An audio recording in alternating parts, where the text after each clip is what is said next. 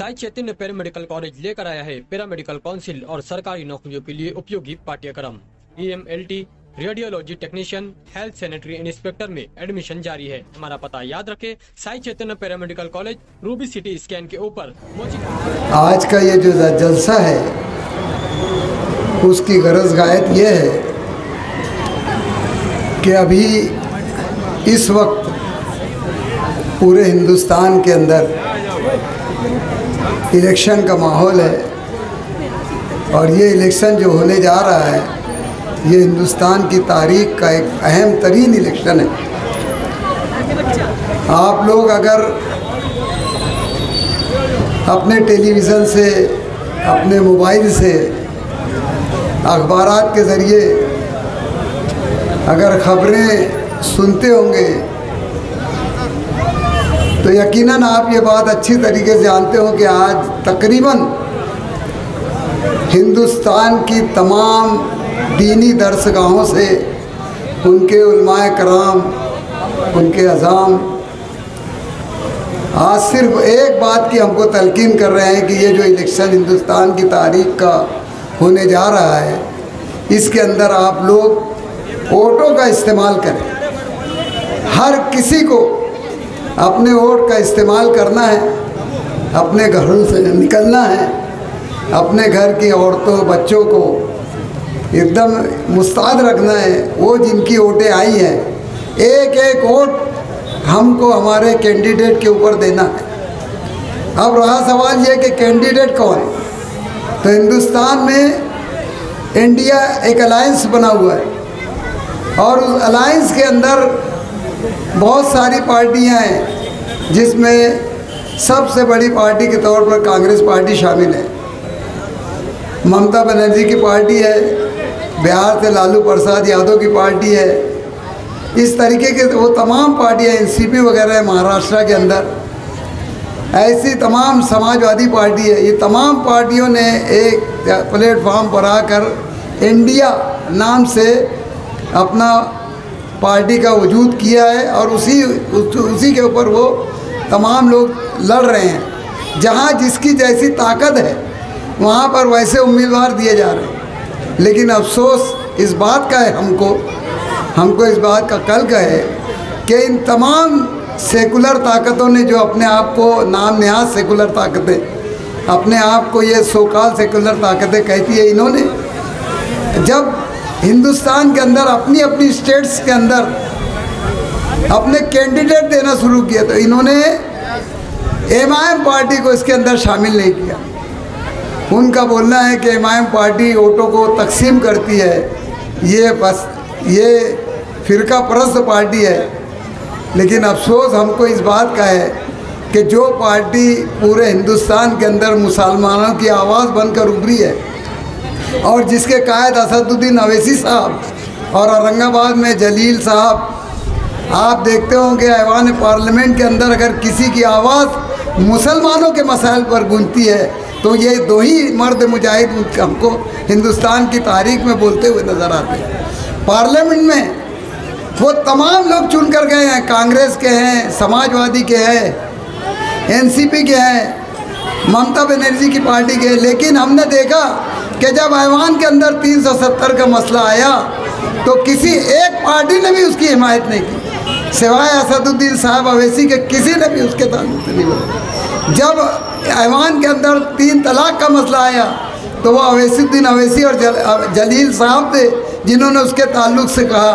और आज जो मुल्क के अंदर जो हालात चल रहे हैं और अब जो इलेक्शन होने जा रहा है जिसके ताल्लुक से ये कहा जा रहा है कि ये इलेक्शन हिंदुस्तान की तारीख का, अगर हम कहीं चूक जाते हैं और गलती से भी ये फिस्ताई ताकत BJP अगर बरसरे इक़्तिदार आती है तो ये हिंदुस्तान की तारीख का आखिरी इलेक्शन होगा। ऐसा ये मैं नहीं, हिंदुस्तान के हमारे तमाम नामवर उलमाए कराम, तमाम सियासतदां, तमाम जो जहादीदा लोग ये बात कर रहे हैं कि अगर अब हम चूके और कभी वापस बीजेपी बरसर इक़्तिदार आ गई, जैसे कि उनका नारा है कि अब की बार 400 के पार, तो उनका ये इरादा है कि अब की वो तमाम उन कवानीन में तरमीम कर देंगी जो हमारे न सिर्फ मुसलमानों के ताल्लुक़ से बल्कि उन दबे कुचले लोगों के भी ताल्लुक़ से ये बाबा साहेब अम्बेडकर के आइन को तब्दील कर देंगे।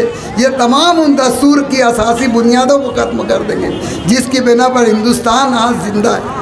इसीलिए हमने आज के इस प्रोग्राम का नाम जो रखा है वो मजलिस आइन पासबान आइन रखा है कि हमको आज इस आइन की हिफाजत करना है। हम चाहते हैं कि भले आज हमको इन्होंने अपने अलायंस में शामिल नहीं किया, लेकिन अब चूँकि इलेक्शन होने जा रहे हैं और यहाँ पर भी हमने देखा कि यहाँ महाराष्ट्र के अंदर 48 सीटें हैं, लेकिन किसी भी एक मुसलमान को यहाँ पर कोई सीट दी नहीं गई है, जबकि हमारे कायद असदुद्दीन साहब ने अकोला के अंदर ये ऐलान किया था कि आपके महाराष्ट्र के अंदर हम कम से कम 5 सीटें लड़ाएंगी, जिसमें मालेगांव सरे फहरिस्त था। और इस ताल्लुक़ से उन्होंने मालेगांव के ज़िम्मेदारान से बात भी की, एमएलए साहब से बात की, डॉक्टर खालिद परवेज़ से बात की, तमाम अब्दुल मालिक से बात की और उनसे ये कहा कि आप किसी ऐसे मुनासिब उम्मीदवार को तलाश कीजिए जो यहाँ पर एमआईएम के नाम से इलेक्शन लड़ सके। और उसकी एक वजह बुनियादी ये थी कि मालेगांव महाराष्ट्र की ऐसी एक जगह है, कॉन्स्टिट्यूंसी है, जहाँ पर यहाँ एमआईएम के उम्मीदवार चुनकर आए हैं। यहाँ से करीब धुलिया शहर में वहाँ भी अपने फारूक शाह, डॉक्टर फारूक शाह एमआईएम की सीट पर चुनकर आए। आज दो आमदार इस कॉन्स्टिट्यूंसी से, धुलिया कॉन्स्टिट्यूंसी से एमआईएम से चुनकर आए। अगर इनकी वोटों को यकजा कर लिया जाए तो ये 2.25 लाख वोट होती हैं। यहाँ पर जो कांग्रेस पार्टी है, यहाँ पर जो एनसीपी है, साबिक जो एनसीपी के यहाँ पर कैंडिडेट थे, जब उन्होंने इलेक्शन लड़ा था उनको भी 70-75 हज़ार वोट मिली थी।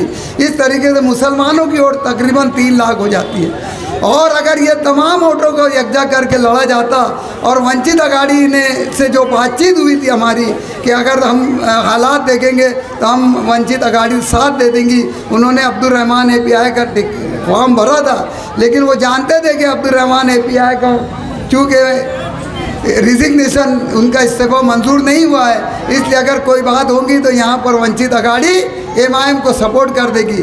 इसीलिए जब बहुत तलाश बीसीआर के बाद ये बात सामने आई, जिसमें डॉक्टर खालिद ने बहुत इंटरेस्ट लिया था कि भाई मौलाना उमरैन का नाम यहाँ पर सामने आया था।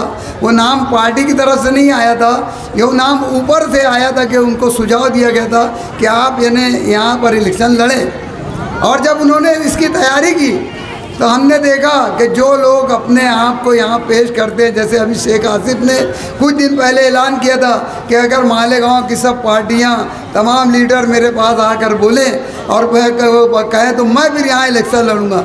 लेकिन जब मौलाना उमरैन की बात आई तो यही शेख आसिफ साहब के तेवर बदल गए और आपने देखा कि मौलाना उमरैन बहुत हद तक तैयार हो चुके थे लड़ने के लिए। उनको ये बताया गया था कि इस तरीके से मालेगांव की वोटों का तवाज़ुन है और इस तरीके से धुलिया में वोटें हैं, इस तरीके से डोडाचा में वोटें हैं, यहाँ से अपने सटाना में वोटें हैं। इन तमाम वोटों में मुसलमानों और वंचित को जोड़ लिया जाए तो तकरीबन 6-7 लाख वोटें होती थी। लेकिन आप लोगों ने देखा और तकरीबन तमाम लोगों को ये बात मालूम है कि बाद में मौलाना उमरैन साहब ने अपना जो उम्मीदवारी का इरादा था वो उन्होंने तहक़्क़ुक़ कर दिया। उन्होंने ये कह दिया कि अब मैं इलेक्शन अभी नहीं लड़ूंगा, जबकि वो तैयार थे। अब उन्होंने किसके बोलने पर इलेक्शन वो नहीं लड़ा ये आप लोग बखूबी जानते हैं, मैं किसी का नाम लेना होना नहीं जानता।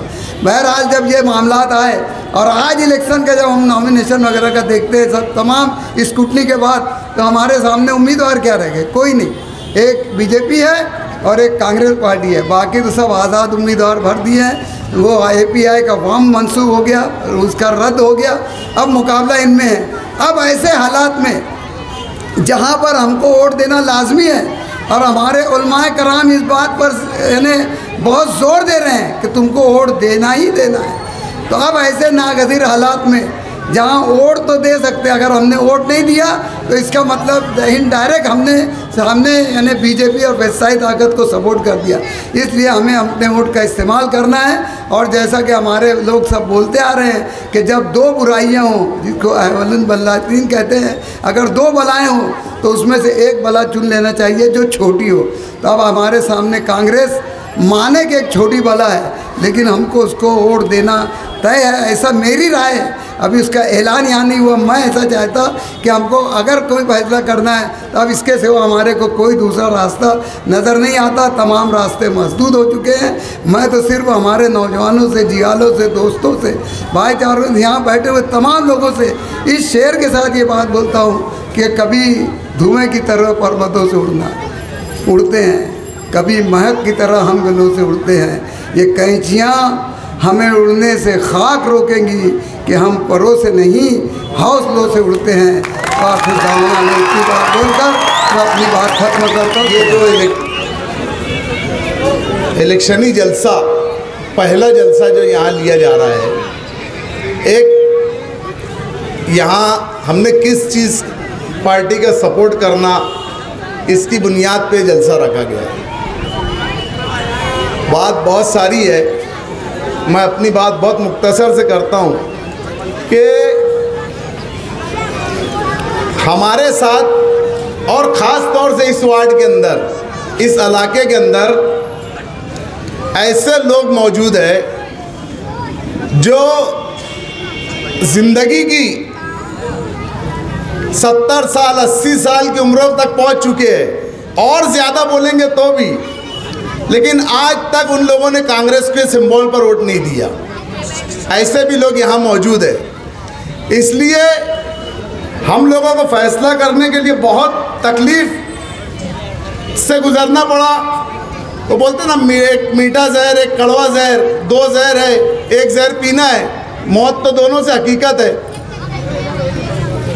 इलेक्शन की अहमियत क्या है, सिर्फ मुसलमानों को छोड़कर सब समझ चुके हैं। यहाँ तक के वो झोला उठा के घूमने वाला भी समझ गया है। बगैर मुसलमानों के नाम लिए वो इलेक्शन लड़ ही नहीं सकते। अभी बयान कहीं दे रहे कि फला यहाँ पे अगर इंडिया गवर्नमेंट आई तो पाकिस्तान में जश्न मनाया जाएगा, कहीं वहाँ जश्न मनाया जाएगा। अरे भैया, जितनी खुशी हिंदुस्तान में होगी दुनिया में किसी को नहीं होगी।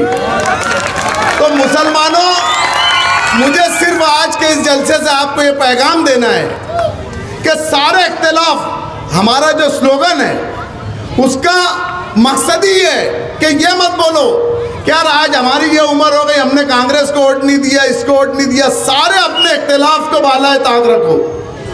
इख्तिलाफ के साथ सलीके से जीना ही इत्तेहाद का मतलब है। ये आज हमारा जो स्लोगन है। आज मुल्क किस हालात से गुजर रहा है, हमें इस पे ध्यान देना है। अगर हम लोगों ने इस टाइम चुके तो शहर के कुछ दानिश्वर लीडर बोलते, अब जितनी उनकी समझ है वो उतनी बात कर रहे कि इसके बाद दुलिया इलेक्शन और वो कट हो जाएगा, दुलिया अलग हो जाएगा, मालेगांव कम हो जाएगा। अरे भैया, मालेगांव और दुलिया छोड़ो, इलेक्शन ही बंद हो जाएगा। इलेक्शन होएगा ही नहीं। फिर घर में जो इलेक्शन खेलना, इसको वोट दे दो, उसको वोट दे दो। ये घर में ये बड़ा है, ये छोटा है, ये घर में करना। अगर इस टाइम नहीं जागे तो कभी नहीं जागेंगे। शहर के हालात और मुल्क के हालात को मद्देनजर रखते हुए और अक़लियती तबके के ऊपर जो जुल्म हो रहे हैं, जो अक़लियती तबके के साथ ज़्यादतियाँ हो रही है, उसको ध्यान रखते हुए पूरी ताकत के साथ अपना वोट देना है। अपने घर के सब तमाम लोगों का वोट देना है। आप लोगों की यादी वार्ड नंबर 17, जिसमें किला, मोतीपुरा, गालिब नगर, इस्लामाबाद, रसूलपुरा, बोराबाग, शनिवार वार्ड, कल से ये यादी इस्लामाबाद संपर्क कार्यालय पे रहेंगी।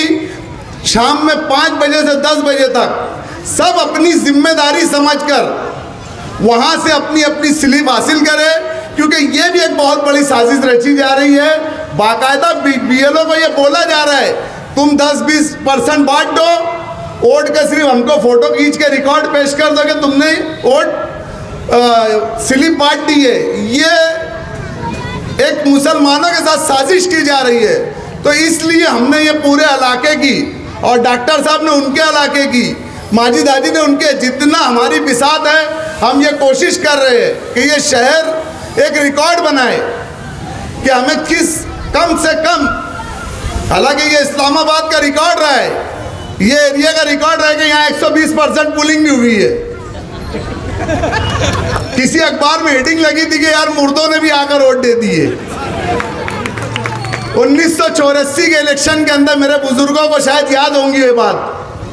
तो हमें दोबारा उस रिकॉर्ड को यहीं से तोड़ना है इंशाअल्लाह। और मैं अभी हमारे जिम्मेदारान पार्टी का ऐलान करेंगे, किसको सपोर्ट करना है उसका ऐलान करेंगे, लेकिन जिस उम्मीदवार का हम सपोर्ट करने जा रहे हैं, मैं इस जलसे के ज़रिए और आप लोगों की आवाज़ बनकर उस उम्मीदवार से ये अपील करता हूँ कि भाई यहाँ से हिंदुस्तान आज़ाद हुआ, 3 मरतबा छोड़ दिया जाए तो तकरीबन जितने भी इलेक्शन हुए हैं यहाँ से सेकुलर पार्टियां चुनकर गई है। ये 2 मरतबा छोड़ दिया जाए तो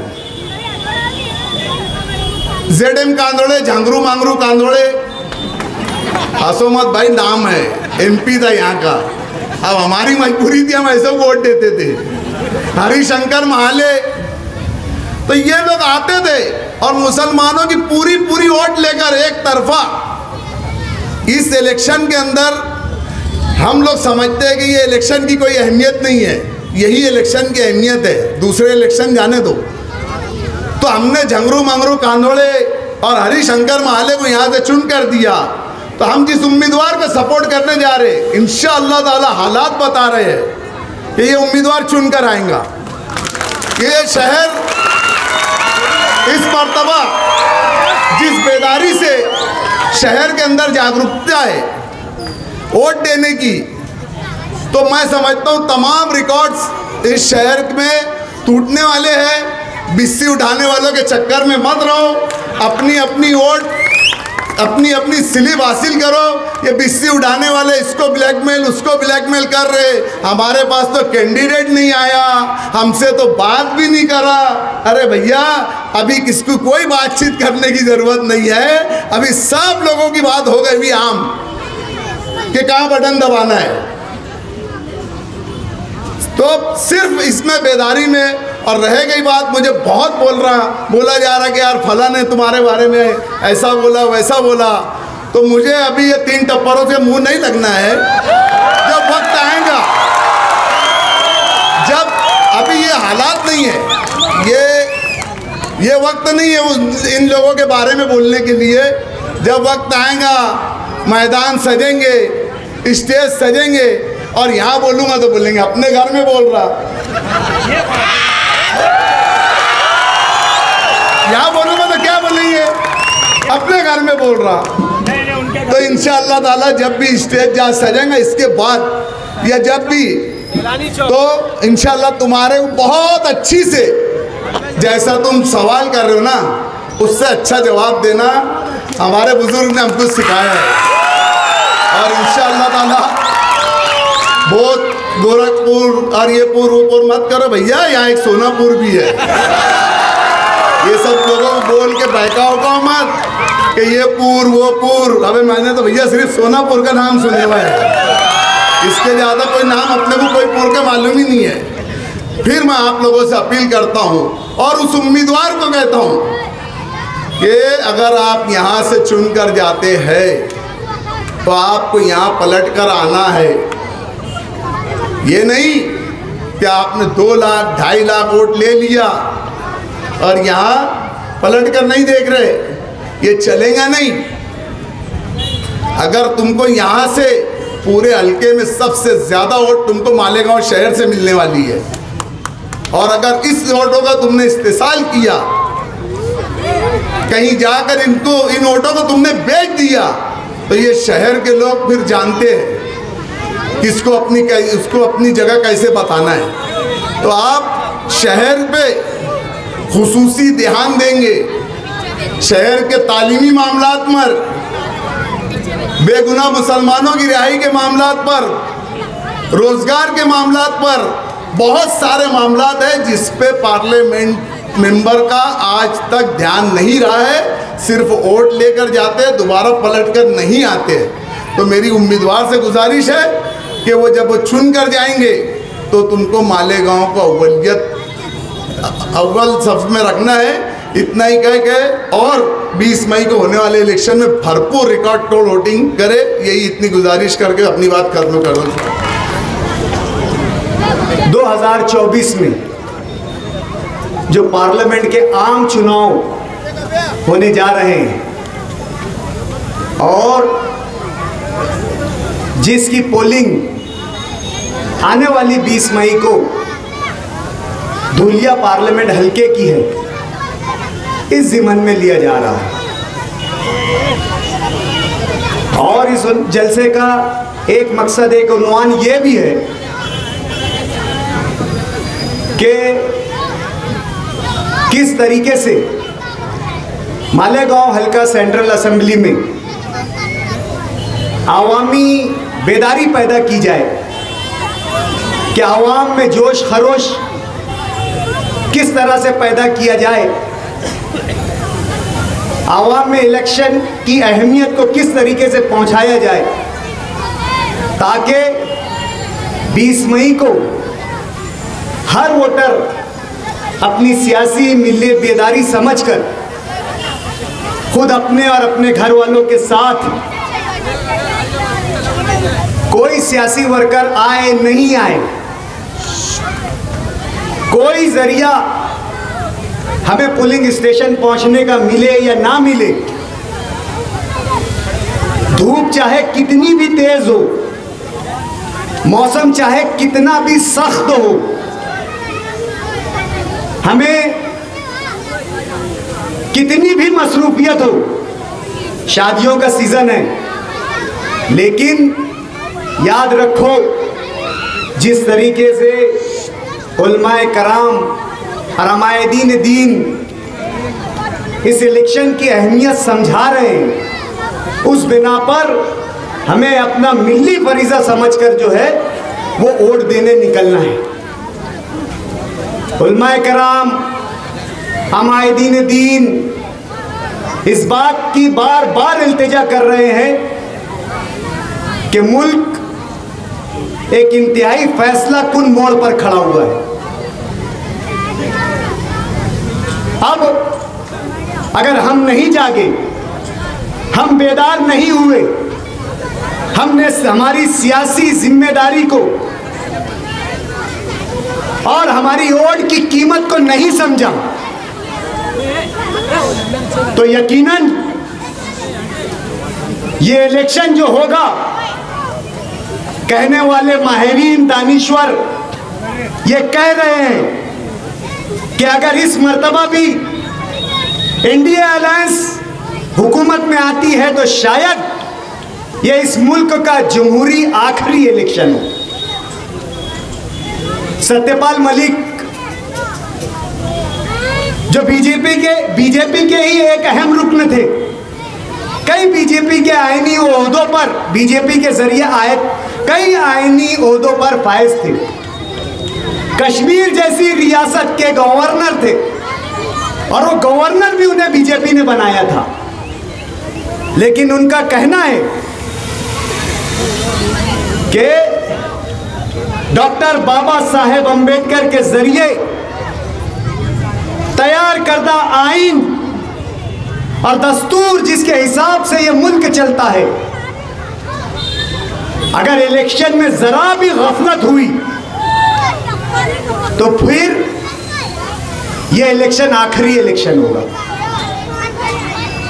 मल्लिकार्जुन खड़गे कांग्रेस के कौमी सदर हैं, उनका कहना है कि इस मर्तबा अगर हम वोट देने जा रहे हैं तो अपने दिल में ये ख्याल जरूर पैदा कर ले कि इस मर्तबा अगर एनडीए अलायंस की अगर हुकूमत आती है, बीजेपी और नरेंद्र मोदी की हुकूमत अगर आती है, तो ये वोट उनका आखिरी वोट होगा।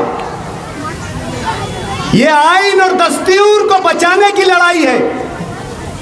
ये इस मुल्क के कानून, संविधान और कॉन्स्टिट्यूशन को बचाने की लड़ाई है। ये एक पार्टी बमुकाबला दूसरी पार्टी नहीं है। ये इलेक्शन हमारा वजूद बमुकाबला बीजेपी है।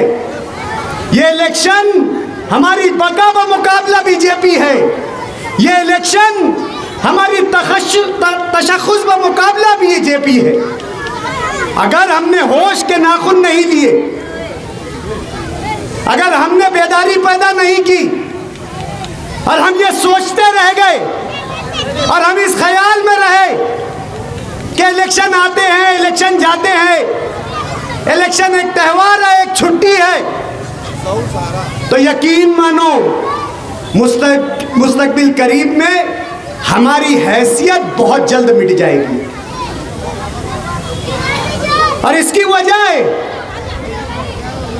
इसकी बिल्कुल एक वजह है, इतने बड़े जिम्मेदारान, इतने बड़े इंटेलेक्चुअल्स, इतने बड़े दानिश्वरान अगर ये बात कह रहे हैं और महसूस कर रहे हैं, जो जिम्मेदार है, जो माहौल को समझते हैं, जो कानून को समझते हैं, जो मुल्क की सतह पर होने वाले हालात को समझते हैं, जो बैनुल-अक़वामी सतह पर हालात जो पैदा होते हैं उनको समझते हैं, अगर वो दानिश्वरान ये बात कह रहे हैं तो बात गलत नहीं कह रहे हैं।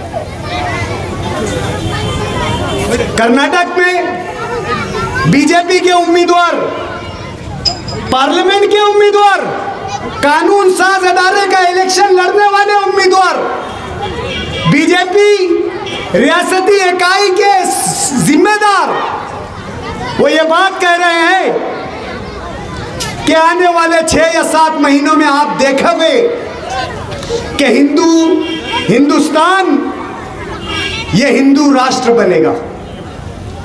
आरएसएस का नाम आप तमाम जानते हैं और आरएसएस का मकसद भी आप तमाम लोग जानते हैं और आरएसएस की नीयत, आरएसएस का मैनिफेस्टो भी आप लोग जानते हैं। आरएसएस के मेन मुख्य प्रचारक गोविंदाचार्य ने भी इस बात का इंदिया दिया कि अगर 400 पार बीजेपी के रुकने पार्लियामेंट अगर चुन कर आते हैं, अरकान पार्लियामेंट अगर चुन कर आते हैं, तो 6 महीनों के अंदर हिंदुओं को यह तोहफा दिया जाएगा कि यह देश हिंदू राष्ट्र हो जाएगा। यकीनन इलेक्शन यौम एहतसाब है, यानी इस बात का जायजा लेने का नाम है इलेक्शन कि हमारे लिए कौन मुफीद है, कौन मुजीर है। लेकिन इलेक्शन यौम मुहासबा भी है। मेरे दोस्तों,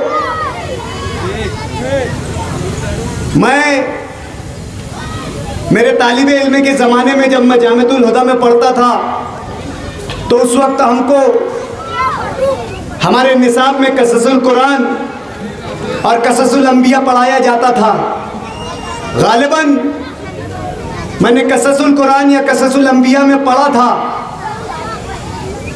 हज़रत सुलेमान अलैहिस्सलाम का वाक़या। अचानक से जब हम मकतब में पढ़ा करते थे, लेकिन ये जो वाक़या है हमारे जहनों पर उस वक्त नक्श हो गया था।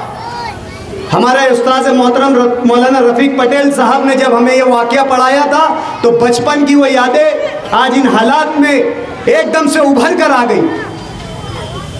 सूरतुल नमल का वो वाक़या कि जिसमें हज़रत सुलेमान अलैहिस्सलाम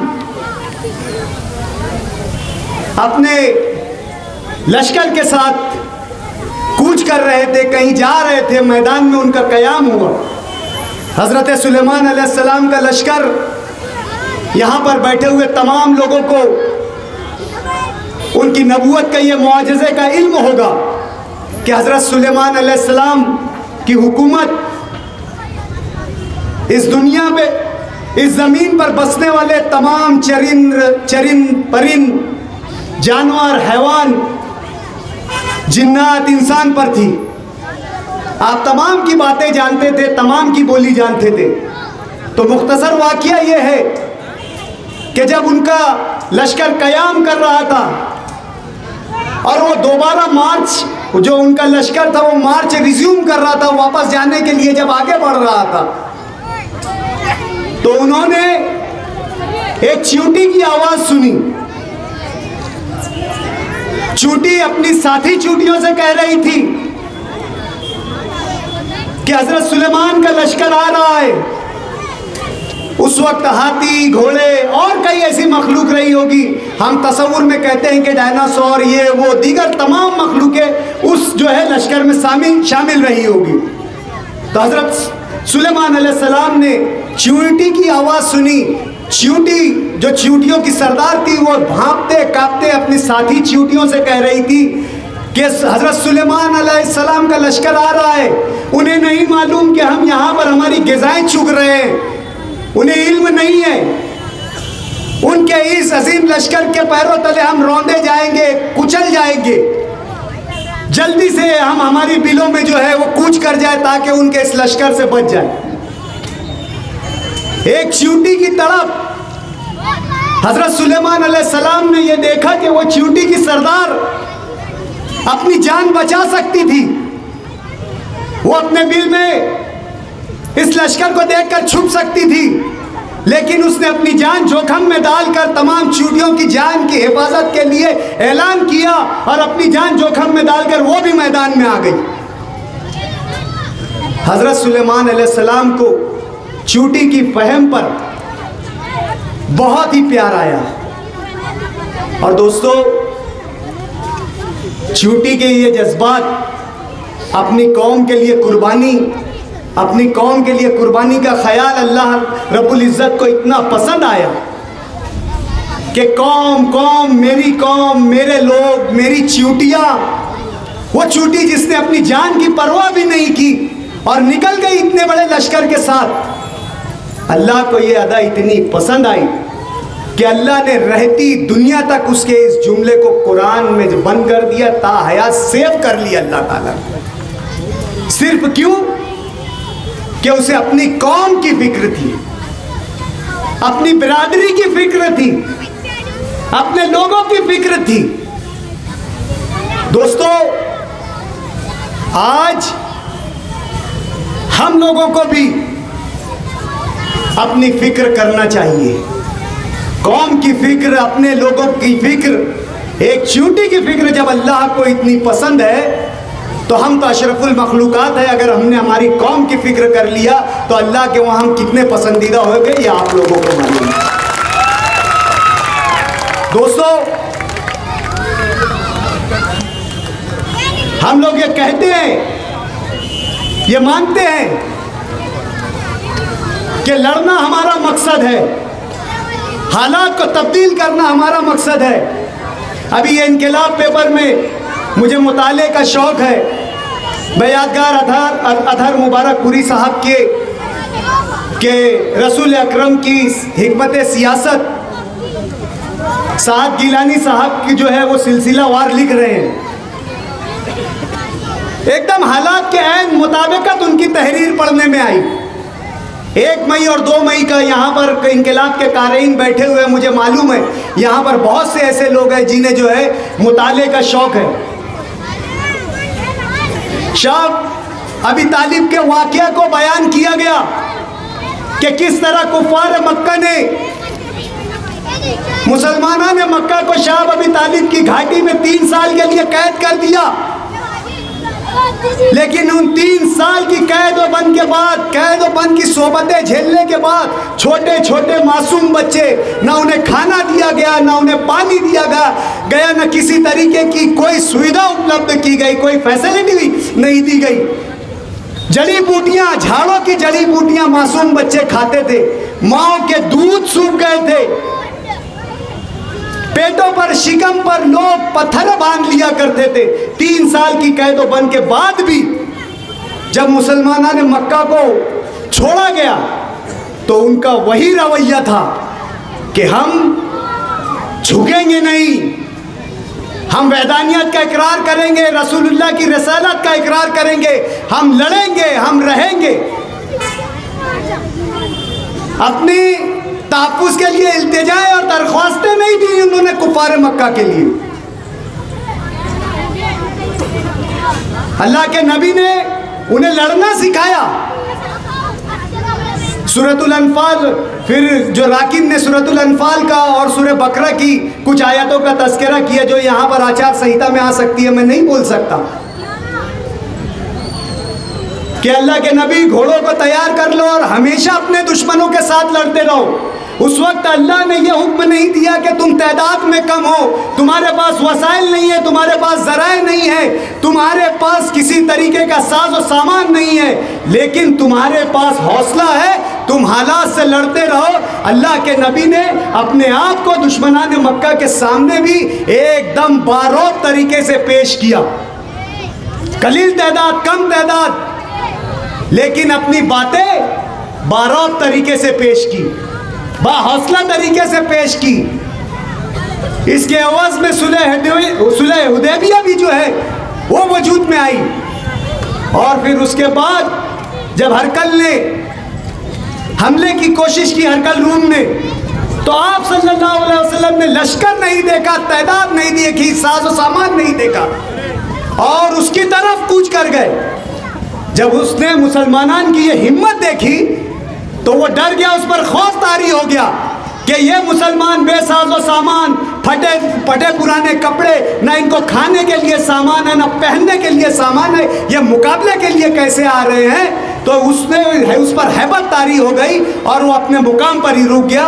ये तालीमात हमें हमारे कुरान से मिलती है, हमारी शरीयत से मिलती है। शरीयत हमें लड़ना सिखाता है, चढ़कर दुश्मन की छातियों पर जाकर चलना सिखाता है। हमें खौफ, हमें जो है, फिर अगर हम जुमला कहते हैं कि जहाँ सियासी बसीरत का सवाल था वहाँ पे ज़ियारत और बशारत की बात आ गई।